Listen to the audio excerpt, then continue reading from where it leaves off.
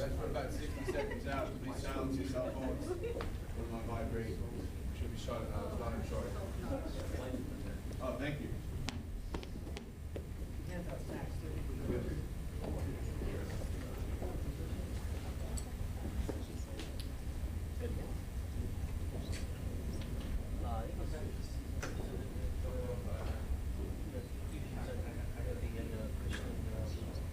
Cultural center. I saw that. Where'd you park? Oh, next to you. But I squeezed over, so. Well, Doyle's out sick, so. Yeah, he's yeah. not driving.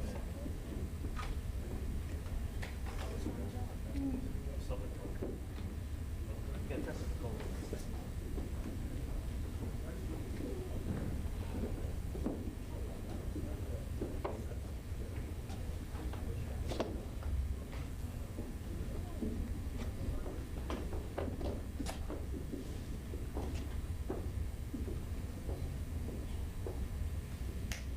Hi guys, you ready? Yeah. Okay.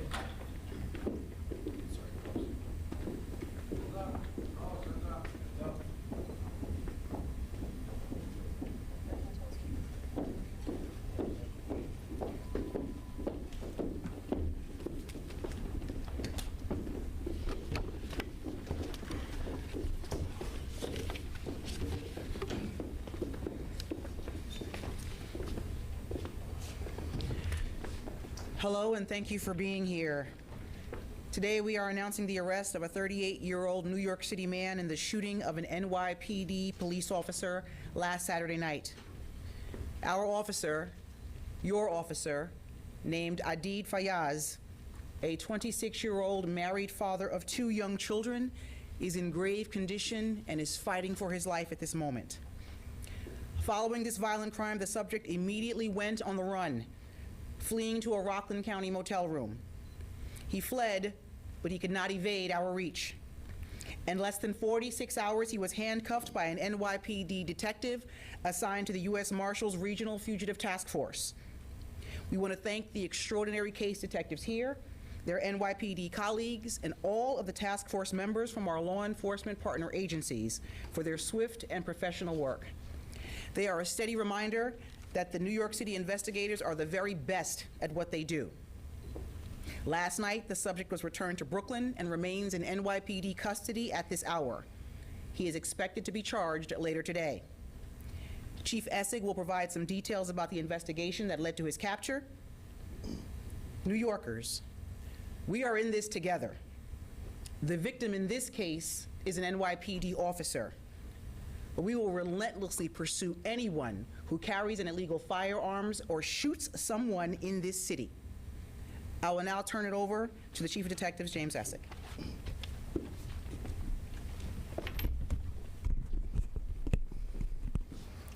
Good morning, everybody. I just want to make a few introductions. To my right is Chief Fernando Gomez, the Detective Borough Brooklyn North Chief, and the 2 case detectives who worked tirelessly on this case for the last few days, Detective Ryan Lawson from the 7-5 Detective Precinct Squad, and Detective Joe Brunetti from Brooklyn North Homicide. Also with us is Ralph Scozio from the U.S. Marshal's Office. So on Saturday, February 4th, at 6:55 p.m., 7-5 precinct officers responded to 472 Ruby Street.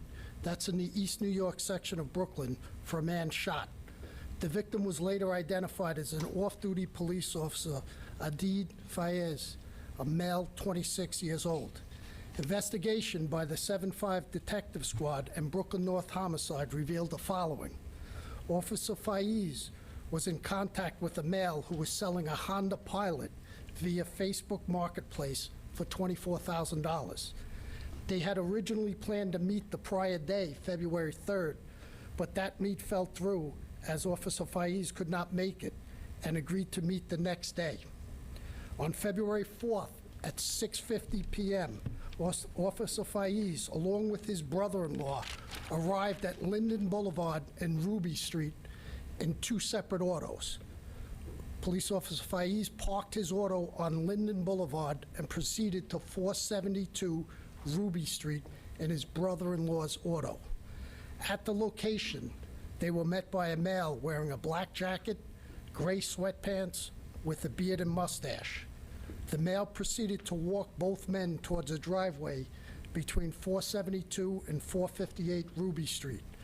The male then asked jokingly, "Are you guys carrying a gun?" Both men responded no. At this time, our perpetrator grabs our MOS in a headlock, points the gun at his head, and demands the money. Our officer states he doesn't have the money, at which time the perpetrator points the firearm at the brother-in-law. Police Officer Faiz was able to break free, at which time the male fired, striking him in the head. As he flees, he continues to fire towards both the officer and his brother-in-law. The officer's brother-in-law removes the firearm from our MOS's hip and returns fire at least 6 times. Our perpetrator jumps into a driver's seat of a black auto and speeds off. Investigators were able to view video of the brother-in-law's vehicle. This auto is a TLC plate and is equipped with dash cam video. Based on that video and computer work, detectives were able to ID that auto as a 2011 BMW belonging to a Wanda Jones, a resident residing in a nearby pink housing development. Additional inquiries and investigative steps determined that Mrs. Jones had a son who fit the description of our Ruby Street perpetrator. Extensive video canvases pre-incident shows a male wearing an orange hoodie, black and blue jacket, gray sweatpants, and Timberline boots in and out of that same vehicle. Post-incident video tracks that same vehicle on the South Conduit, westbound on the Grand Central Parkway over the Queensboro Bridge. At 8:10 p.m., video shows that vehicle pulling a Department of Sanitation parking lot at 130th Street and Park Avenue.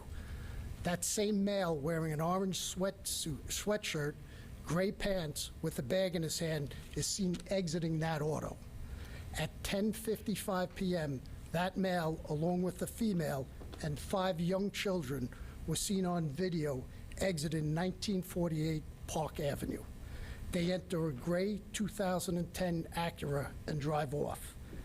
Yesterday morning, after reviewing the video, electronic and eyewitness evidence, the Regional Fugitive Task Force began its search. They were able to track that auto to 367 New York Route 59 East, which is a Days Inn in Nanuet, New York, room 216. A female, the girlfriend, was present along with those 5 children, ages 6 months to 11 years. She was taken into custody and questioned. She is not being charged at this time. Also taken into custody was Randy Jones, a male 38 years old, with an address of 2878 Linden Boulevard in Brooklyn. Charges against Mr. Jones are pending as we are awaiting the execution of 2 search warrants. I just want to thank everybody who helped us in this, our NYPD members and also our federal partners, particularly the U.S. Marshal's Office, who was instrumental in the apprehension, and the Brooklyn DA's office, particularly a Homicide Bureau, Layla Rosini. And with that, I'd like to take any questions. We'll start with Dean Moses. Is it true that the wounded officer's handcuffs were used to handcuff the suspect? And if so, can you talk about the symbolism of that? That is true. We used the Officer Faiz cuffs to cuff the suspect in that. And, you know, we wanted him to know what he did to that officer, and that officer's cuffs went on him, and I think it sends a powerful message. Tony DiStefano? The children are the children of Mr. Jones and the woman, or is it the woman's children? Who are the children? No, we don't know that yet. We haven't spoken to him. We know there were 5 young children taken in, and that'll be a part of the investigation, but they're with the mom right now. Rocco Pasquindola, Daily News. Chief, did the officer postpone the initial meeting and then later show up with the brother-in-law because he had a level of concern about No, I think he wasn't feeling well on that day, and he didn't go in, and the brother-in-law couldn't make it, so they postponed it to the next day. And the dialogue between them, does it all take place on Facebook or via text? And is it businesslike, or is there, again, is the officer raising any level of concern at all? Not that we know of. There was a phone conversation, and they agreed to meet at that location. Right. Christina, CBS?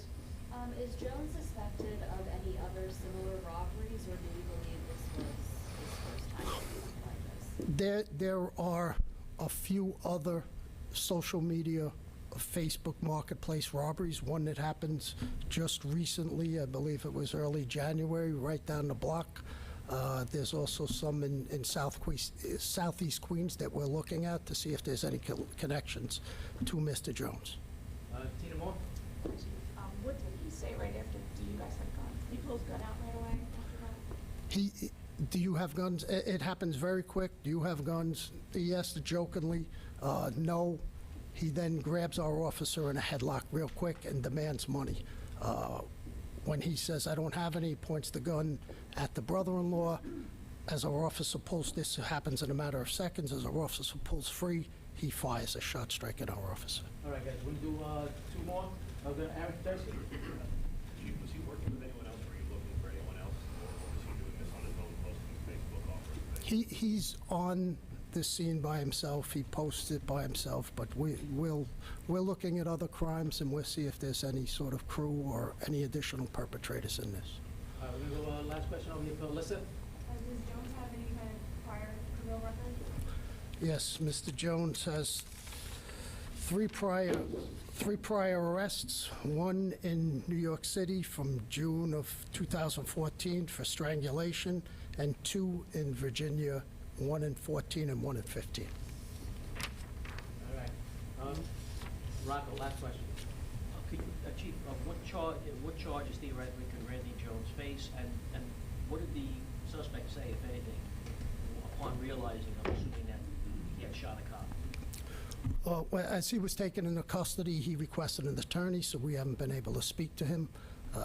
The least of his charges are murder, too. And Randy Jones, which No, not murder, Randy Jones, that's what I'm he talking could about. face murder? Yes. All right, thank you, everyone, for your time and attention. Thank you.